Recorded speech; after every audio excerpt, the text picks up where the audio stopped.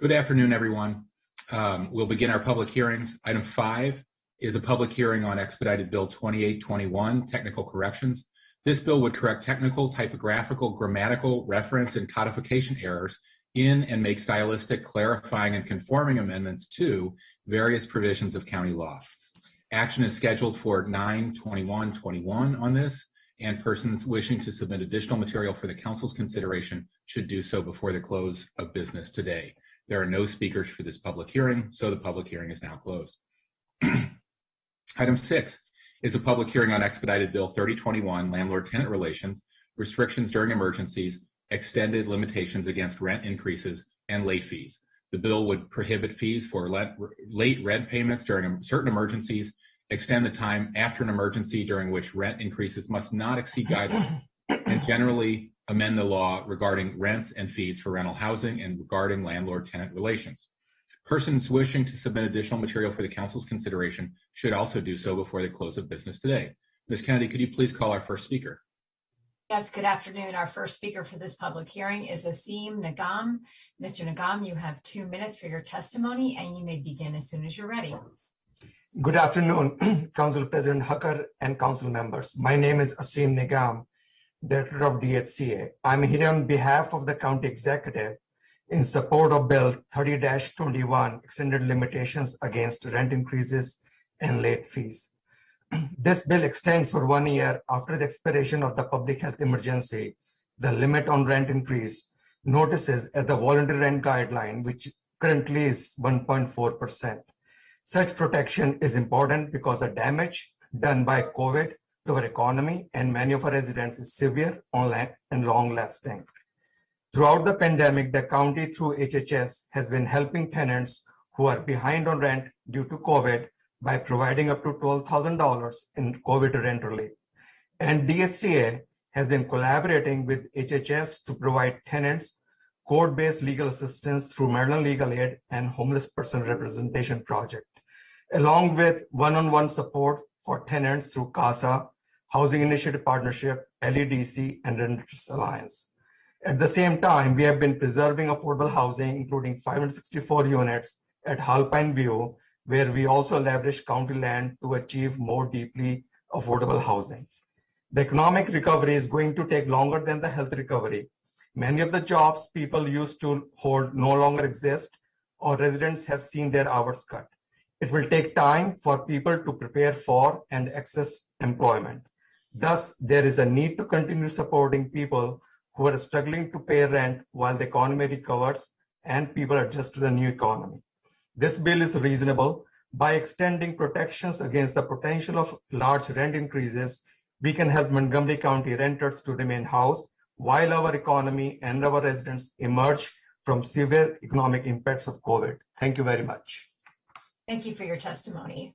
Our next speaker today is Ashanti Martinez. Mr. Martinez, you also have 2 minutes and you may begin when you're ready.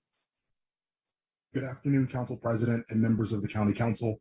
CASA is here to register testimony in support of Bill 3021.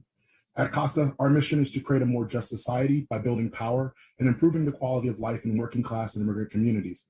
CASA is the region's largest community organization serving the immigrant community with a growing membership of over 115,000, 20,000 of whom live across Montgomery County. We believe that Bill 3021 aims to extend necessary protections for Montgomery County working families as they continue to navigate the raging pandemic. This bill is an extension of the rent cap protections already in place because of the foresight this council had in championing housing security for Montgomery County families at the beginning of the pandemic. Bill 3021 is a common sense measure that will provide peace of mind and stability. We are seeing on the ground that landlords are providing month-to-month leases and waiting for the current protections to expire so they can raise rents higher than the 1.4% cap provided in the voluntary rent guidelines. At this moment, we can't afford to price out our most vulnerable. The extension of this protection for an additional year will make the difference for many families who are struggling to find employment, receive rental assistance, and put food on the table. At CASA, we believe housing is a critical element of infrastructure. It is our core belief that housing is a human right, and the greatest asset in any community is its people. Their health, prosperity, and quality of life are at the core of how we should measure community sustainability. Montgomery County has a responsibility to ensure that all those elements are taken into consideration as you craft policy. The protections in Bill 3021 are simply an additional tool that working families will have on their side. We know that housing cost burdens are most prevalent amongst renters, many of whom are essential workers, the heroes who continue to keep our economy running as we continue to work from home. We thank the bill's sponsor, Councilmember Jawando, for leading on this issue and respectfully urge the council to lead as well. Thank you so much. Thank you for your testimony. Our next speaker today is William Roberts. Mr. Roberts, you may begin your testimony when you're ready, and you have 2 minutes. Fantastic. Thank you so much. Just getting the Zoom set up here. Good afternoon, Council President Hucker, Vice President Albornoz, and members of the council. I'm William Roberts, the chair of the board of the Montgomery County Renters Alliance. We're a coalition of over 30 labor, community, religious, political, civic organizations and thousands of renters. We're also the state's first and only regional nonprofit dedicated exclusively to renter outreach, education, organizing, and advocacy. And today I'm here to express the support of the Renters Alliance for Bill 3021 and to maintain the emergency rent stabilization to prohibit late fees piled on top of renters that are already struggling to recover from the impact of the pandemic. The council's rationale for passage of emergency stabilization last year still holds. We are in the middle of a pandemic and dealing with an eviction crisis where the danger is only growing. And as many families still face an uphill climb, both economically and otherwise, now's not the time to raise rents above the voluntary guidelines. Rent increases, including excessive rent increases, are really nothing new in this county. We've seen it before. It existed before this current eviction crisis brought on by the pandemic. But we have to remember that the pandemic's not over, and especially for those who have been hardest hit, predominantly those living in rental housing, where we know upwards of 40% of our county residents reside. So it's super important. And the backdrop to this discussion is, as we know, an estimated 15 to 30,000 renters are in rent arrears here in the county. And as the council knows, we continue to urge for the application processing for rent relief to be sped up, since the county has only processed a little less than half of the applications submitted.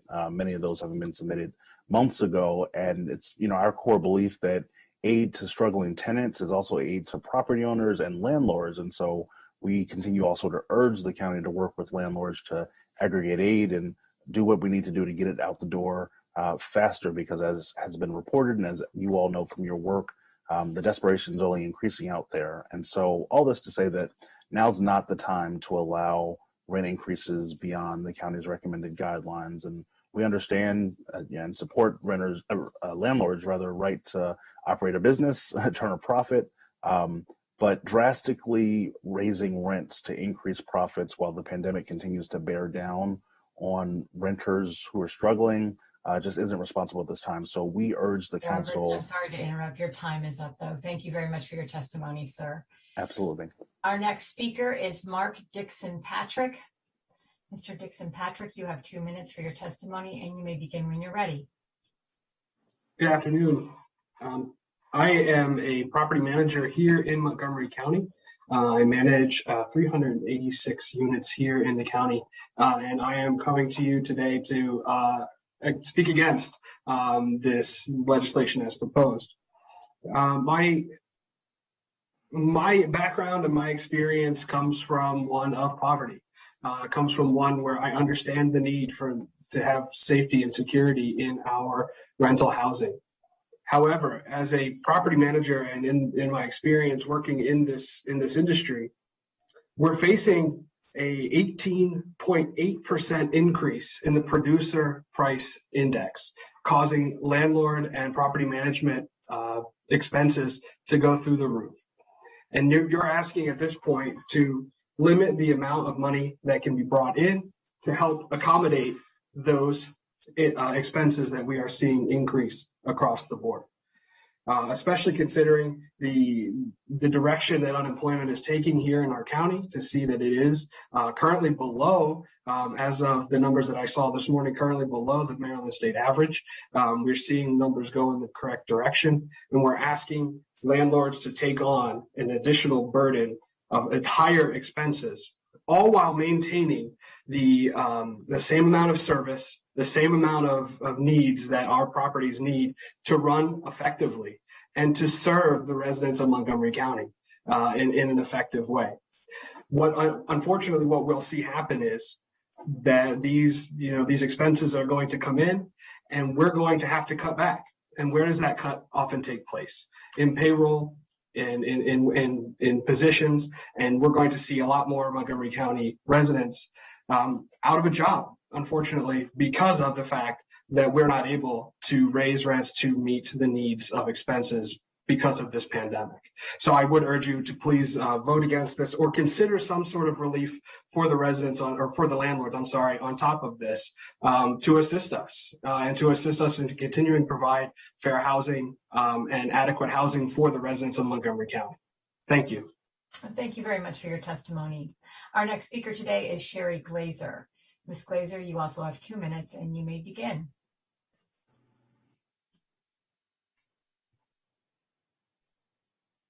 Good afternoon.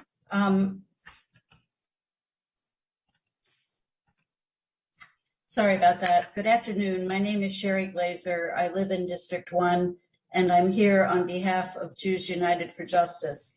We're approaching Yom Kippur, a holiday of repentance. This year, we're reflecting on our collective failures, some of which include our failure to ensure that our neighbors are safely housed. We ask that you support Bill 3021, which merely extends relief that the council already approved. We're here today because the pandemic is still raging. Tenants across the county are at risk of eviction, and Governor Hogan allowed the state declaration of emergency to expire. In fact, the protections from certain rent increases will end on November 21st, only about 2 months from this date. Time is of the essence. The governor may think that the pandemic and associated economic crisis is over, but we ask every member of this council, can you honestly say the same, especially when thousands of people await rent relief? If you cannot be sure of this, you must vote for this bill. I also want to briefly address late fees, since they are in addition to the previous COVID relief bill. This bill would prohibit late fees for an extended period of time. This is necessary because late fees are often punitive, and they're mostly impacting cost-burdened renters who already pay more than 35% of their incomes towards rent. According to the county's own racial equities and social justice statement included in the staff report, those renters are disproportionately residents of color, which makes this bill necessary when applying a racial equity lens. In closing, COVID-19 job loss and evictions have not ended merely because the state decided to let the declaration of emergency lapse. Passing Bill 3021E is a reasonable and necessary step to protect tenants during these ongoing crises. Thank you. Thank you for your testimony. Our next speaker today is Brandi Brooks. Ms. Brooks, you have 2 minutes for your testimony and you may begin when you're ready. Thank you, and good afternoon, Council President Hucker, Vice President Albornoz, and members of the County Council. My name is Brandi Brooks. My pronouns are she, her, ella. I am a renter and organizer living in the Kensington-Wheaton area. I am also a board member of the Montgomery County Renters Alliance, but I'm here today as an individual to offer my strong support for expedited Bill 3021. Bill 3021 is a reasonable and necessary measure to provide critical support to renters in our county as we continue to face the impacts of the COVID-19 pandemic. By limiting rent increases to the current guideline of 1.4%, the council will help thousands of county residents stay in their homes rather than facing housing insecurity and homelessness. We know that this pandemic has not only been a health crisis, but also an economic one. We know that many people who lost their jobs remain unemployed, and that both the expiration of enhanced unemployment payments and the severe delays in the state's unemployment system have had a devastating impact on the ability of residents to meet their basic needs. We know that delays in rent relief have only made it harder for people to recover from these economic impacts and stay in their homes. If the County Council does not vote to maintain this rent cap, The immediate and unavoidable impact will not be an increase in revenue to landlords. It will be to push struggling and desperate renters out of their homes and out of our communities. The crisis of keeping families housed has never been more acute in our lifetimes. Large increases in rent and compounding late fees will only further burden working families and push more toward housing instability and ultimately eviction. I urge you all to take all available steps to keep working families in their homes and to pass expedited Bill 3021 without amendment and without delay. Thank you very much. Thank you for your testimony. Our next speaker on this public hearing is Nicole Whiteman. Ms. Whiteman, you have 2 minutes and you may begin. Good afternoon, council members and staff. Now is not the time to destabilize rental housing. Almost 18 months since the onset of the COVID-19 pandemic, renters, apartment owners, and operators continue to face significant financial challenges. Many housing providers are carrying substantial balances of outstanding rent from those residents financially impacted by the crisis. One AOBA member is owed over $1 million for its Montgomery County portfolio, while another is owed hundreds of thousands of dollars in each of 4 properties. This is not sustainable. Rent is the primary source of income for preserving and maintaining rental housing communities, yet the bill seeks to limit income for the county's existing rental housing stock while ignoring increasing expense pressures on multifamily communities. Facing declining rental income necessary to maintain their rental communities, some housing providers are delaying costly capital improvement projects or deferring maintenance. Deferred maintenance in the county's rental housing communities will not only impact the availability of quality housing, but also the county's fiscal health as property values begin to decline. The proposal will also discourage much needed investment and undermine the county's recent efforts to incentivize rental housing production and reservation. Instead of compounding the economic crisis by extending the limitation on allowable rent increases and adopting a previously rejected proposal to ban late fees, the council should focus 100% of its efforts on accelerating the disbursement of COVID-19 rent relief program funds. A focused and united effort to increase the distribution of rental assistance funds is critical to building the necessary bridge that families need as we work towards an equitable recovery from the COVID-19 pandemic. AOBA looks forward to working collaboratively with both the council and the county executive to ensure residents financially impacted by the COVID-19 pandemic receive available funds. Thank you. Thank you for your testimony. Mr. President, that wraps up the speakers for this public hearing. Thank you all so much for your testimony. This public hearing is now closed. Item 7 is a public hearing on expedited Bill 3121, property tax credits, energy conservation devices, and energy efficient buildings amendments. This bill would define and clarify terms related to property tax credits for energy conservation devices and energy efficient buildings. It would repeal a sunset clause affecting property tax credits for energy efficient buildings, would provide for certain application timelines related to property tax credits, and generally amend the law regarding property tax credits. A joint GO and T&E committee work session will be scheduled at a later date. Persons wishing to submit additional materials for the council's consideration should do so before the close of business on September 21st. There's one speaker for this public hearing. Mr. Edwards, are you with us? I am. Good afternoon, Council President Hucker and members of the County Council. My name is Stan Edwards. I'm the Chief of the Division of Energy, Climate, and Compliance in the Department of Environmental Protection. Thank you for the opportunity to testify on behalf of the County Executive on expedited Bill 3121, which makes minor clarifying amendments to the new property tax credit for energy efficient buildings originally established through Bill 1020. The County Executive strongly supports passing Bill 3121 swiftly so the county can begin to offer this new property tax credit opportunity to commercial and multifamily building owners. In September 2020, Bill 1020 established a new green building tax credit for commercial and multifamily residential buildings to encourage energy efficiency improvements in existing buildings and incentivize newly constructed buildings to exceed the current building code requirements. The framework for this new property tax credit was developed through a stakeholder work group process led by the Department of Environmental Protection from April through December 2018. This work group reviewed the county's current LEED green building property tax credit program and provided recommendations for a revised incentive structure.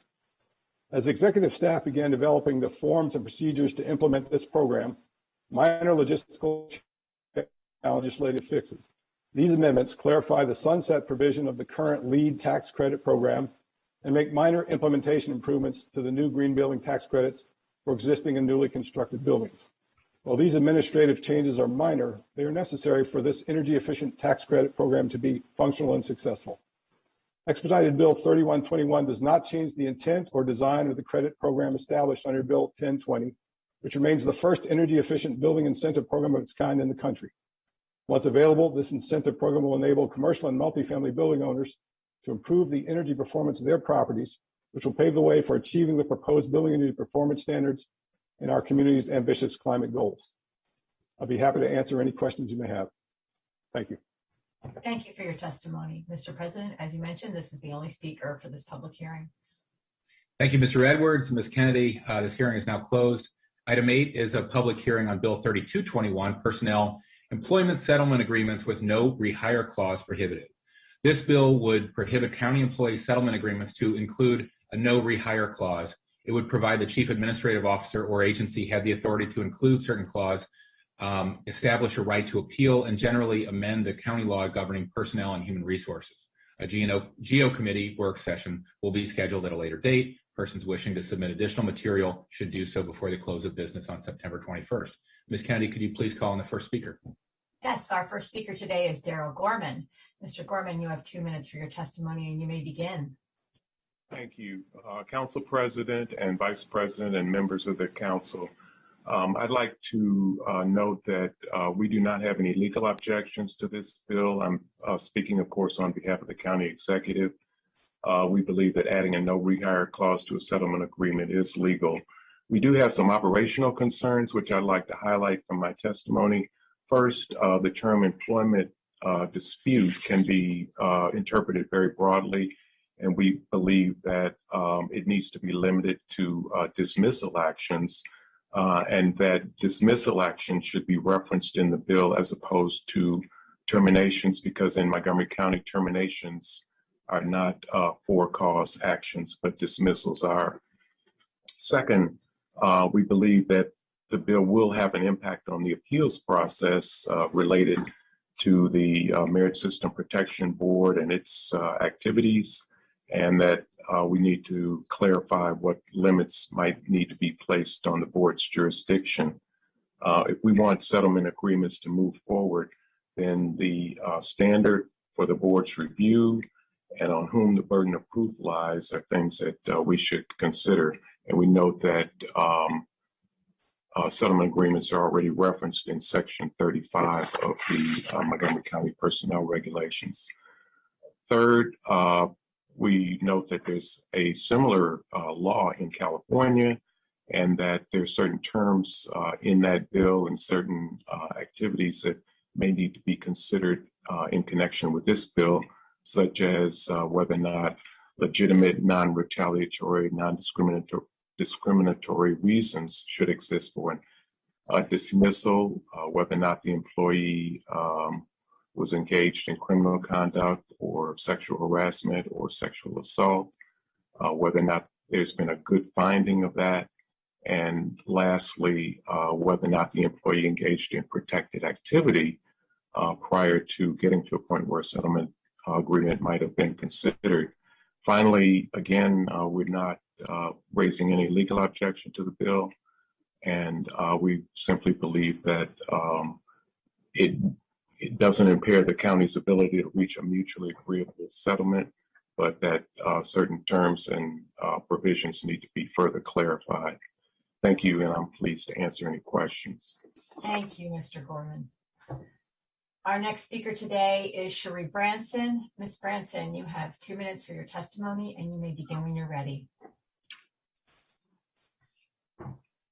Hi, I'm Cheryl Branson. Today I represent the Montgomery County branch of the NAACP. I'm third vice president. We speak in support of this bill, and we'd like to thank Council President Hucker and his staffer, Julio Murillo, for working with us to place our concerns in legislative language. So As you all may know, the Montgomery County NAACP is the fourth largest NAACP in the country. We have been in this county since 1937. So we generally have have a history of advocacy when it comes to representing the interests of marginalized people. We would be in favor of this bill because of that history. However, we are particularly supportive of this bill because of what we know about it. One of our members who faithfully served Montgomery County for 15 years came to us, unfortunately, after he had signed this settlement, a settlement agreement. By custom and law, this person, I'm trying to avoid using pronouns, but custom and law, this person, when his supervisor was transferred or left the job, he should have been offered this job in an acting capacity. And he should have received the salary that goes along with that acting capacity. That did not happen. For 5 years, he took on additional duties and did not receive the additional title or money.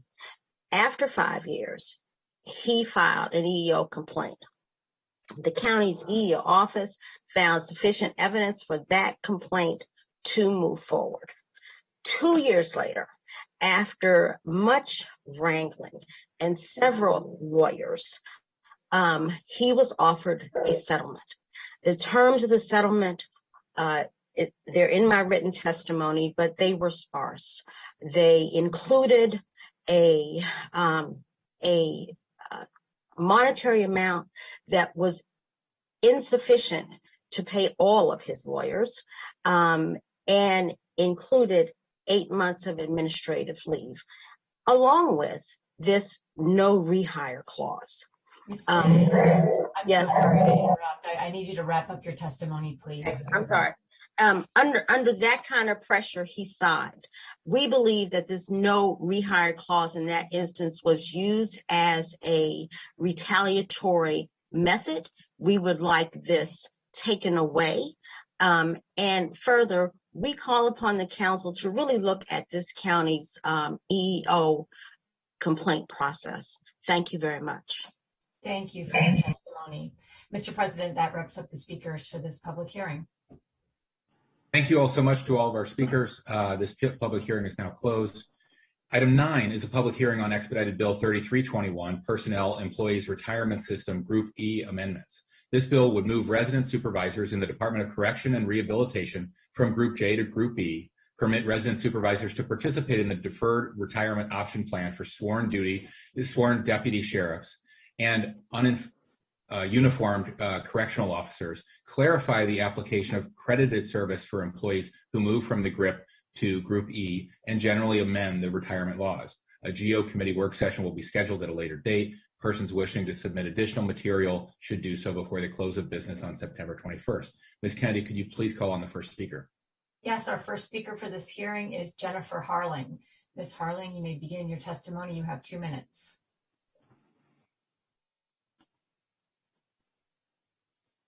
Can't hear you, unfortunately. Are you unmuted? It looks like you are.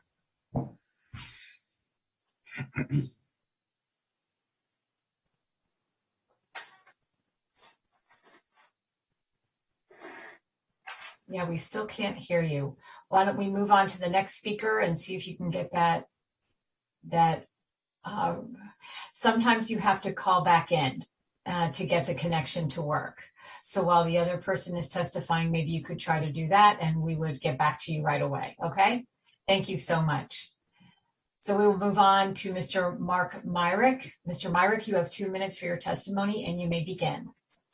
Well, good afternoon. I'd like to thank the council for giving me an opportunity to speak. My name is Mark Myrick. I've been a resident supervisor in the Montgomery County Department of Corrections and Rehabilitation for the past 19 years.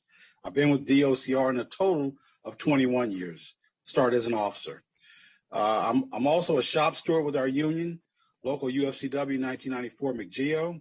I'm testifying here today on behalf of myself and fellow officers at DOCR who have been excluded from the county's employee retirement system deferred retirement option plan, otherwise known as the DROP program. The DROP program was instituted to help retain qualified staff and ensure continuity of service. For years, other sworn officers in the county have been able to participate in the DROP program. Just a few short years ago, the county moved some officers at DOCR into the program, but excluded DOCR's resident supervisors. Our exclusion is unfair, and a fix to this oversight is long overdue. Bill 3321 personnel employees retirement system would bring parity with other DOCR officers. In retirement options, there is no justifiable reason to omit resident supervisors from this program. We participate in the same training that other DOCR officers do. We go to the same training academy. We have the same continuing education requirements. We have the same physical fitness requirements. And we work with the same populations, which is inmates. In fact, our jobs require more public interaction than other DOCR officers. We're required to monitor persons on home confinement and visit outside workplaces to check on inmates. We also cover electronic monitoring while still doing much of the same work as DOCR officers are in-house. Bill 3321 would correct the unjust exclusion of resident supervisors, and to the county's benefit, it would actually be cost neutral. I urge you to pass Bill 3321, and I thank you for your time. Thank you for your testimony, Mr. Myrick. I do believe we have Jennifer Harlan back on the line. Ms. Harlan, let's see if we can hear you.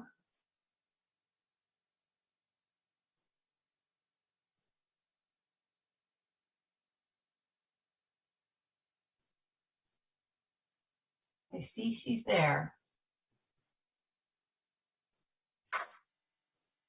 And now I think we lost her. Okay, Mr. President, if it looks like we did lose her again. Oh, she is there. Are you there? I have been able to join by a combination of my phone. I don't know why my computer audio is not. I'm sorry. Not a problem at all. You may begin when you're ready. All right. Thank you for your patience. Good afternoon, Council President Hucker and council members. My name is Jennifer Harlan, and I'm the Chief Labor Relations Officer for the Office of Labor Relations. I'm here on behalf of the County Executive in support of expedited Bill 3321, Personnel Employees Retirement System Group E Amendment.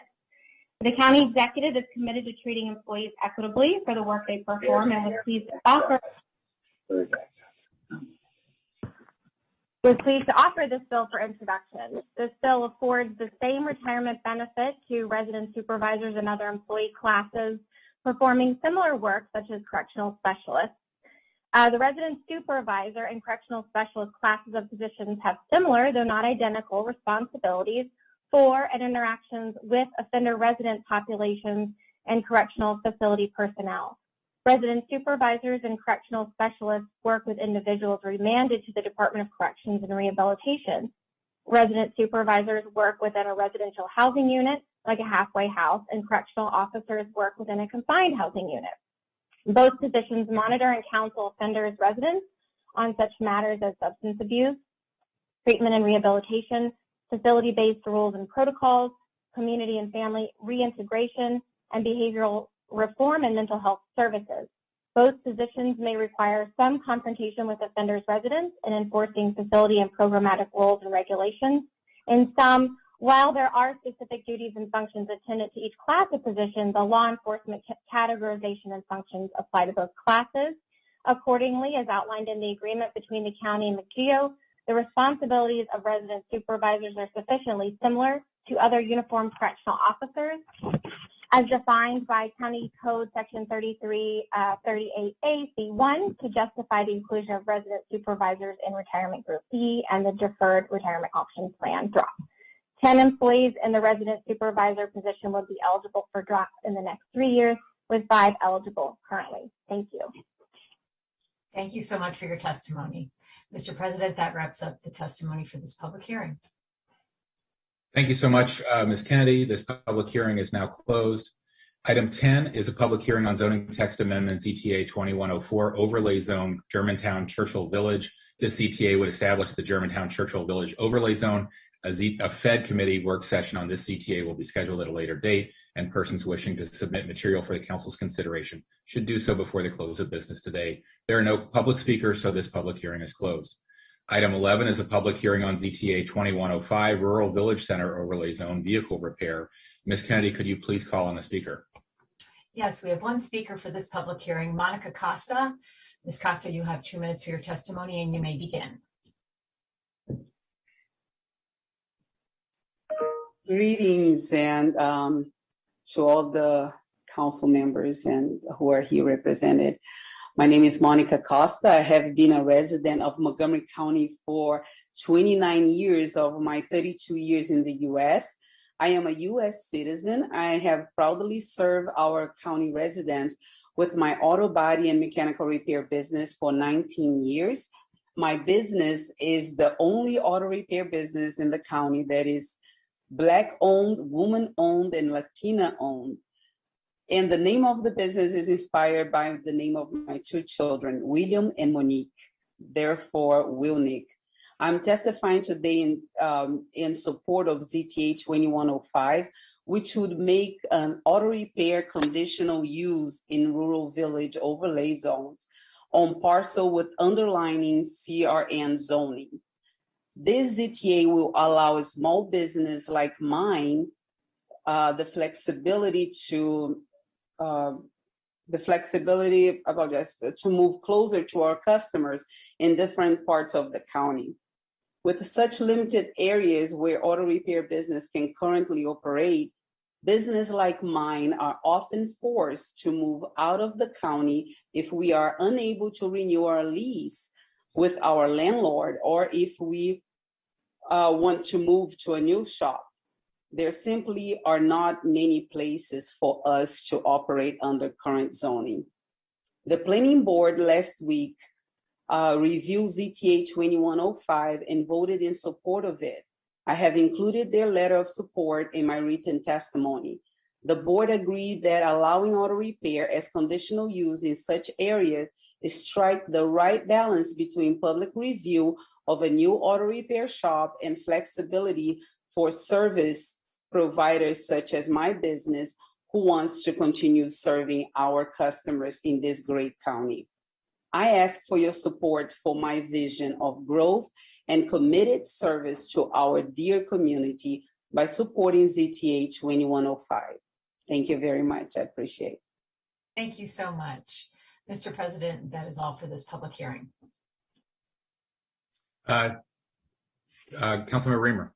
I think we might have lost Monica, but I just wanted to thank her for speaking out and being an effective advocate. It's not easy necessarily to take on the kind of role that you're taking on, but I had the pleasure to meet you the other day, and I've really been impressed by your skillful advocacy. So we look forward to taking it up at committee. Thank you. Thank you. Thank you, Ms. Costa. Thank you. Okay, item 12 is a public hearing on a resolution to approve amendments to the Comprehensive Water Supply and Sewerage Systems Plan, Water and Sewer Category Change Requests. Ms. Kennedy, could you please call on the first speaker? Yes, the first speaker for this public hearing is Katherine Nelson. Ms. Nelson, you have 2 minutes for your testimony and you may begin when you're ready. Thank you, Council President Hucker, fellow council members.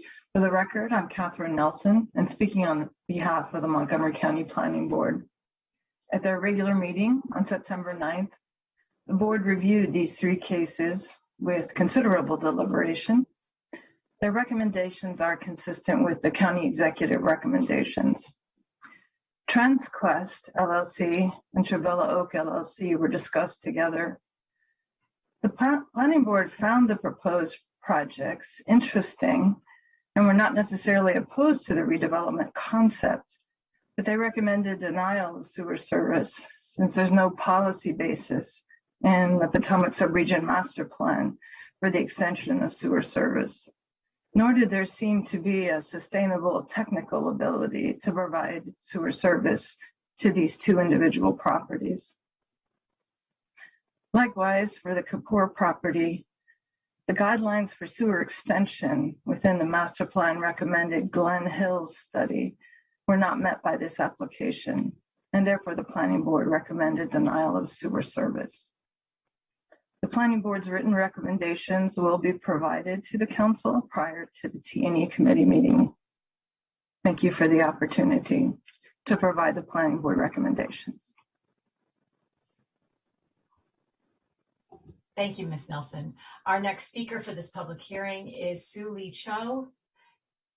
Sue, you have 2 minutes for your testimony, and you may begin when you're ready. Thank you. Good afternoon, Council President Hucker and members of the County Council. It's a pleasure to be with you this afternoon and to present my testimony. I'm here to speak on 2 of the 3 applications, in particular, the Potomac Oak Center and the Old White House, the applicant Travilla Oak LLC and TransQuest LLC. I am the Land Use Counsel for the projects and here to provide my thoughts on the master plan analysis in particular. As Ms. Nelson just before me testified, the planning board did consider these applications at their meeting on September 9th. I would encourage each and every council member to actually view that planning board meeting on video, which is available on the planning board website. Our discussion was appreciated with the planning board, and there were a lot of comments provided. I would disagree with Ms. Nelson's characterization of the planning board thoughts and recommendations to the council in this regard.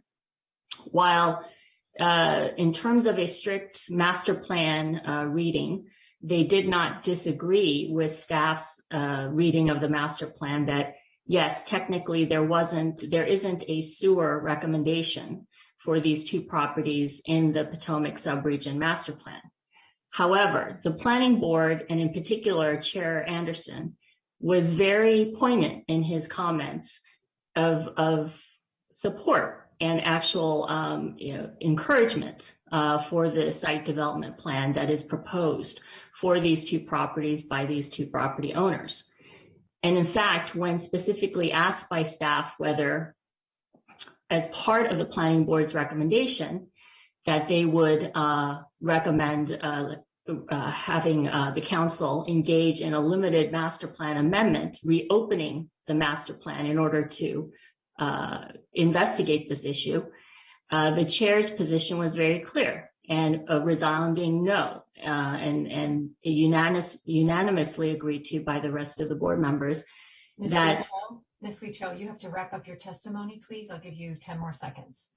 Yes, and that the county council, it was the planning board chair and the board unanimously voted to encourage the council to take whatever policy action it needs and it can, despite the deficiencies of the master plan and despite these properties not having a specific sewer recommendation, that is not necessary for the council to take action in favor of granting sewer and allowing the site development plan conceived by Ms. Lee Cho, I have to end your testimony. I'm so sorry. Thank you very much for your time. Thank you. Our next speaker today is Knight Kiplinger. Mr. Kiplinger, you have 2 minutes for your testimony. You may begin when you're ready.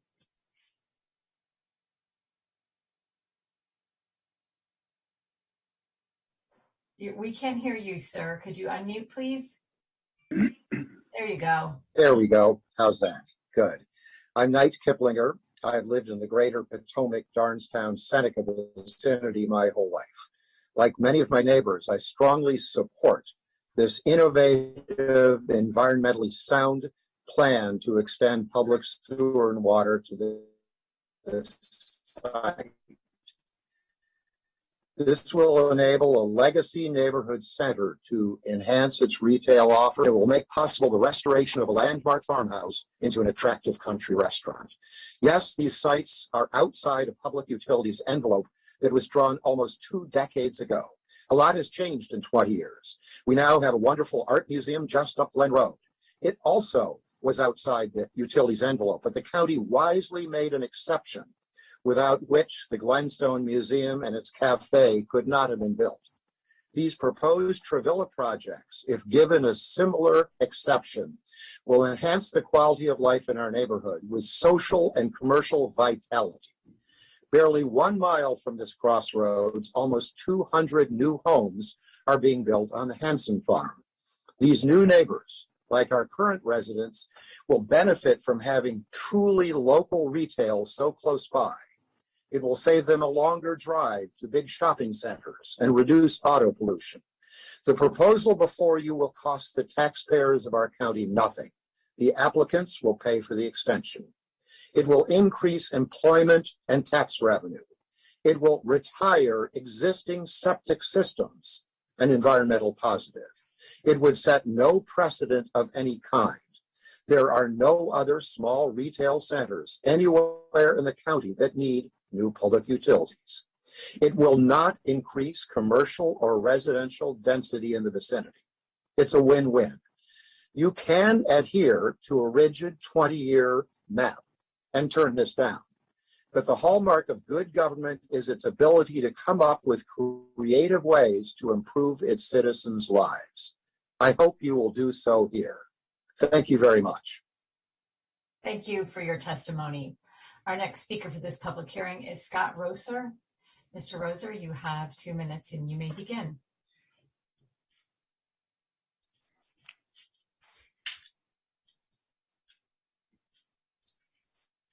Good afternoon. My name is Scott Roser. I'm the President and Director of Engineering at MHG. The applicants engaged MHG to assist with the category change applications. To serve the properties, the pressure sewer piping system will extend from on-site private grinder pumps along Travilla Road and Bissell Lane to the existing gravity sewer. Other connections to the proposed system are not allowed. The full cost of the installation will be borne by the applicants. Existing pressure sewers already tie into the same gravity sewer. Therefore, any downstream maintenance associated with upstream pressure sewers already exists. To minimize costs and maintenance, a single line system with a gravity sewer connection between the old White House and the Potomac Oak Shopping Center was initially proposed. This concept includes a private gravity sewer connection that would cross the Glen Travilla Road public intersection and may require a county franchise agreement. We also prepared a concept design with 2 separate dedicated pressure sewer systems in keeping with WSSC's policies. We have analyzed both concept designs and determined them to be feasible and in accordance with WSSC's pressure sewer piping design criteria. Either system can be constructed and operated using standard WSSC pressure sewer system components. Sewage pumping and odor control are elements of many wastewater conveyance and treatment systems. There are numerous methods available to address odors if they occur. These business entities, no matter the owners, have a compelling vested interest to ensure that odors are not generated, as to do otherwise would be detrimental to any business's success. MHG has been designing pressure sewer systems for over 25 years.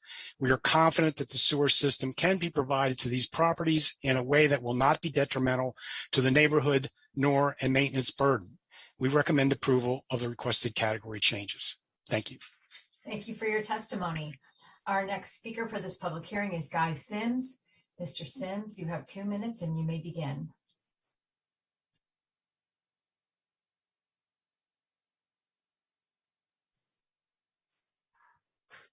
Hello, I'm Guy Sims. Thank you all for taking our testimony today. My partner in this endeavor, Bob Eisinger, is ill today. I don't know if it'd be possible that I could take just a bit of his time. No. Okay. We could let you go just a little over, sir. That would be fine. Okay. I'm the owner of the Potomac Oak Center and live at 11630 Glen Road. The Potomac Oak Center and the Old White House are looking to upgrade their sewer systems to provide a local residents with a more viable community resource at the corner of Glen and Travilla Roads. We are looking to highlight the intersection's historic significance with a more walkable community gathering spot featuring quality retail tenants and a first-class restaurant at the Old White House. among other improvements that are only possible with connection to sewer. We've done a lot of community outreach. We have asked the community what they wanted by asking adjacent homeowners associations to share our plans with their communities. At least 2,800 neighboring homes received the link to our website, and we had the opportunity to answer their questions and concerns. After a month of discussions back and forth, in the end, all the responses had been positive. Sewer means a better mix of tenants that the neighborhood wants closer to home. Not only reducing miles driven, but satisfying the shopping needs of the surrounding neighborhood will give the center the economic growth it needs to become the community focal point that people want. If approved, the sewer extension and improvements will create approximately 144 new jobs at the corner. The real, in my mind, environmental concerns cover two areas. All septic systems fail. Ours is 40 years old.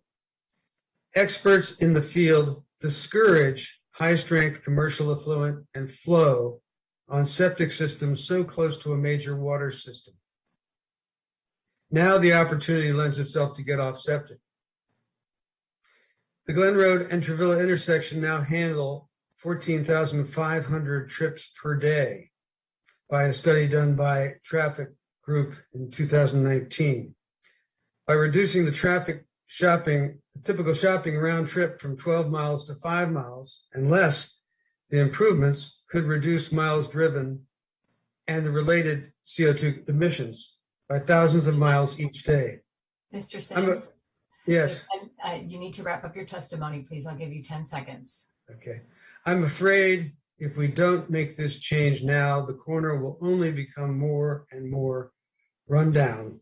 And I do want to pass on for Bob Eisinger that he would not, and I would not take on this project if we had a problem with odors from the sewer extension.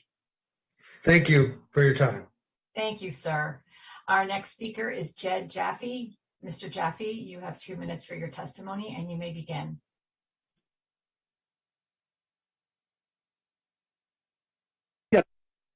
Yes, hi, my name is Jed Jaffe, and I am in strong support of this project. It seems to be a fantastic, long overdue project, especially with the guarantees and the integrity behind Guy Sims and what he's accomplished. It is, in my opinion, a no-brainer. It will cost the county absolutely nothing, and this is what's called real progress in both the environmental and benefiting the community. I can't think of really any negatives at all that would enhance the community, and I am a local neighbor in the area. Thank you. Thank you for your testimony, sir. Our next speaker is Suzanne Lee. Ms. Lee, you also have 2 minutes and you may begin.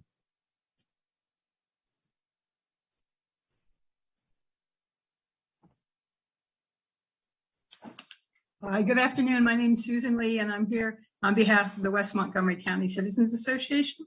We oppose these category change requests, and we believe the council must deny them. Maryland state law requires that council decisions be consistent with county comprehensive plans. As documented in the background information in DEP, the county executive, and the planning board, all three requests clearly violate the county water and sewer plan and the Potomac subregion master plan. Approval would also be inconsistent with the Maryland smart growth statutes that place all three of these properties in Tier 3, low-density areas where current and future development is to be on septic, not sewer infrastructure.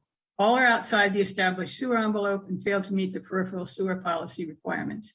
In addition, the Valley Drive Glen Hills property fails to meet any of the 6 criteria adopted by the council specifically for extending sewer infrastructure into Glen Hills. The shopping center and the proposed restaurant are located almost a mile from the nearest sewer line, and WSSC has identified multiple policy issues and technical difficulties, resulting in their quote, a troublesome system that would have to be maintained at public expense in perpetuity. Included are issues including the potential release of sewer odors on residential streets. Development of these areas have been and continue to be accomplished very successfully pursuant to the provisions set forth in the master plan. including completion of the Greenbrier Local Park and additional multiple commercial areas along nearby corridors, including even along Trevilla Road. It is critical to the county's efforts to counter global warming and address the impacts of climate change that basic smart growth principles of development continue. Concentrate more intensive Potomac subregion development where there is existing and proposed housing, transit corridors, and public infrastructure such as adequate roads and sewer, and protect these areas of low-density green infrastructure, including and especially areas of forest and wetlands such as Glen Hills. Thank you very much. Thank you, Ms. Lee. Our next speaker is Jack Devine. Mr. Devine, you have 2 minutes for your testimony, and you may begin when you're ready. Hi, my name's Jack Devine. Thanks for having me. I'm a Montgomery County native, and my wife and 4 kids have lived in our 1880s home near the Potomac Oak Center in the old White House for 22 years. I was a board president for Montgomery History, the county's historical society, for 7 years, and I'm the current president of the Biz Arts in Rockville board. The 2 reasons I think this project should proceed are community and change. My office on Trevilla Road is in our historic bank barn, and we were allowed to restore the barn and make it a home for a Montgomery County-based art consulting business because the county had a vision to see that keeping some of the old but allowing for growth, for change, was in the county's best interest. Potomac Oak Center and the old White House owners have already been stewards of history by keeping up tradition and contributing to the community while also building a platform for the future. I know one day our house and barn will be home to another family, and we can't live here forever, like my wife says, but the changes that occurred while we have been living here have put our historic property on good footing for a future family. By letting us convert the barn into an office, the county set the stage for a historic structure to continue to be an active element in the growth of an area. Change was approved, but the important elements of the past were retained, both benefiting the community. In this area, when I was a kid, every other field had horses. Today, there probably are fewer fields and fewer horses, but these are changes that happen when communities evolve. The growth in ethnic diversity here in the past few decades has enriched our local community tremendously. There are new houses of worship, parks, and world-class museum at Glenstone. These are all changes that took debate and discussion to advance, but were ultimately approved and have benefited all of our citizens. The approved growth of the Potomac Oak Center and the old White House will only further add to the world-class reputation of our county. I think my time's up, and so I just believe communities should stay vibrant and viable by entertaining change. It's a part of the future. Thanks for your time. Thank you so much for your testimony. Our next speaker is Shahin Latzabadi. Shahin, you have 2 minutes for your testimony, and you may begin when you're ready. President, Vice President, members of the Council, thank you for the opportunity. I'm Shahin Latzabadi, owner of the Fun Square Early Days Learning Center, is a daycare center in Trevilla Plaza. I'm in support of this proposed plan. Basically, current septic system that we have limits our capacity. So because of that, we cannot increase our capacity in our business. And at the same time, that also limits us to employ more staff. So I strongly support this plan, and I hope that you consider approval of that. Thank you very much. Thank you so much for your testimony. Mr. President, that wraps up the speakers for this public hearing. Thank you, Ms. Kennedy. Thank you to all our speakers. This hearing is now closed.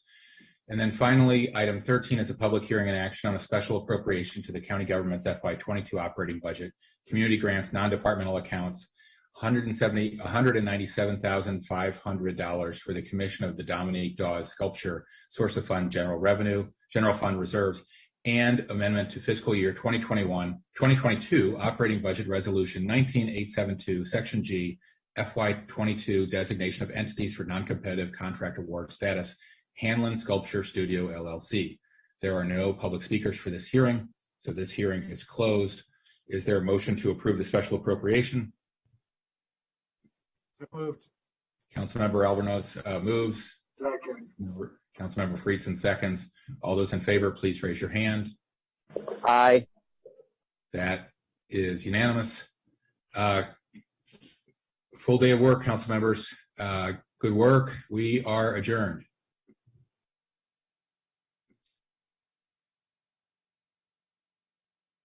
June 2022. Right.